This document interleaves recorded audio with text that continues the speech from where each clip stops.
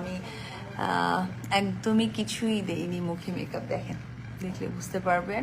আমার ছোট্ট একটা পিম্পলও উঠেছে, সেটাও দেখা যাচ্ছে।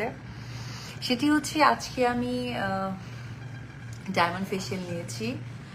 এত ভালো, এত ভালো। আমি আপনাদের ওই এই কথাটা বলবো না যে আপনাদের এই ফেসিয়ালটার জন্য এইটা ইউজ করতে হবে, ওইটাই করতে হবে, আমি এটা ঘাড়ে চাপিয়ে দিব না। তবে হ্যাঁ, আমরা প্রত্যেকটা মানুষ সুন্দরের পূজারী, আমরা সুন্দর থাকতে পছন্দ করি। আর তার থেকে ইম্পর্টেন্ট হচ্ছে যে আমরা সবসময় ন্যাচারাল ওয়েতে চাই, যে কোনটা আমাদের বার্ডেন থাকবে না। আমরা জাস্ট ক্লিনিং করব অ্যান্ড আমরা নিজের পারফেক্ট একটা স্কিন পাবো, পারফেক্ট একটা ব্রাইটনেস পাবো।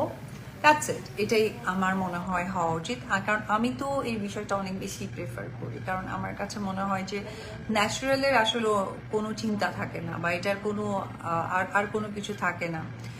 ঠিক সেই জায়গা থেকে আমি আজকে পার্ল ফেশিয়াল না, আজকে আমি হচ্ছে পার্ল ফেশিয়াল করিনি।